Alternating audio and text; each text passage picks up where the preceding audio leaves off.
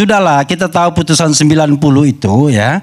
Kalau kemudian kita pakai hulunya saja bahwa yang namanya putusan MK itu final and binding dan wajib dilaksanakan, kan itu ujungnya. Tetapi pangkalnya kita tahu itu konspirasi. Pada tanggal 19 September, rapat permusyawaratan hakim itu menolak semua permohonan yang terkait di bawah 40 tahun bisa nyalon. Itu tanggal 19 September. Tiba-tiba tanggal 21 September datang Paman Usman. Dia pengaruhi beberapa hakim, maka posisinya 54 jadinya. Yang tadinya posisinya tidak 54. Jadi posisinya tadinya 71 atau 62. Karena Guntur Hamzah dari awal mengatakan kabul, kabul, kabul, dan kabul. Tapi kemudian yang terjadi adalah Paman Usman datang dan 4 orang hakim terpengaruh, maka kemudian posisinya 54. Tetapi Bang Karni dan saya kira semua sudah paham dan tahu, 2 orang hakim itu menyampaikan concurring opinion, yaitu pendapat tambahan dari mengabulkan.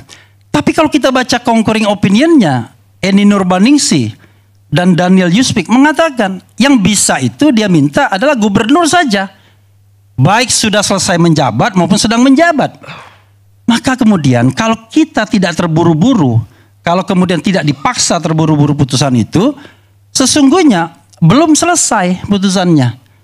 Harus dikompromikan lagi. Dan paling tidak, kalau kita pakai konstruksi concurring opinion tersebut, berarti yang disepakati adalah kalau berpengalaman menjadi gubernur dan atau sedang menjabat gubernur. Kan itu yang disepakati 5 orang sesungguhnya. Tapi dipaksakan, makanya kemudian Hakim Konstitusi Wakil Ketua Saldi Isra merasa heran. Heran dengan 2 hal. MK kok cepat sekali berubahnya. Kedua, ini barang belum selesai, tiba-tiba sudah diputuskan.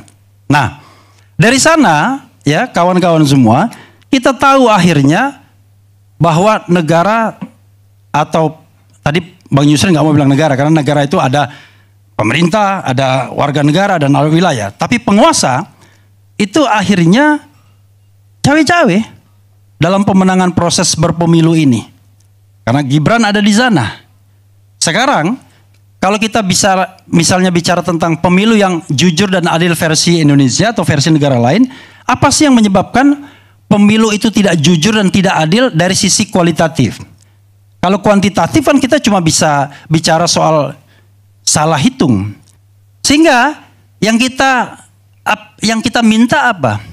Keyakinan dari Hakim Konstitusi, sebagaimana pernah dikatakan oleh Profesor Yusril Iza Mahendra, Bang Yusril, tahun 2014 ketika menjadi ahli buat Prabowo mengatakan, kalau ditemukan pelanggaran konstitusi, tidak tertutup kemungkinan hakim-hakim MK untuk membatalkan pemilu sebagaimana yang terjadi di Thailand. Saya ingat betul itu Bang Yusril.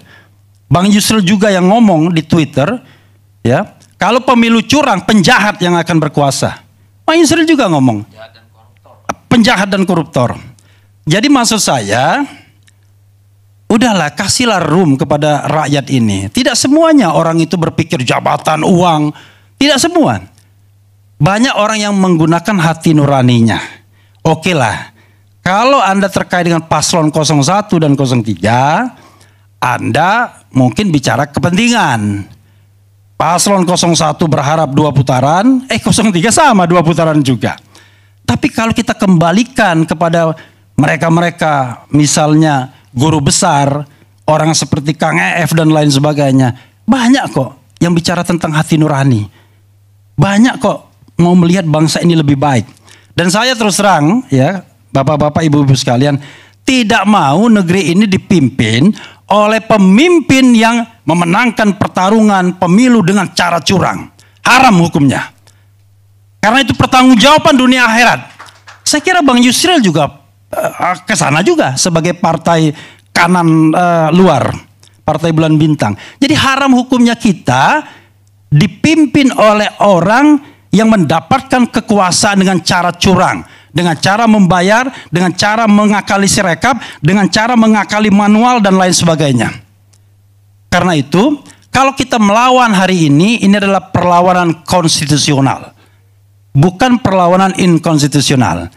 Dan mudah-mudahan forum ILC ini menjadi satu forum untuk mengabarkan bahwa kita masih bisa bersuara dan terus melawan kecurangan.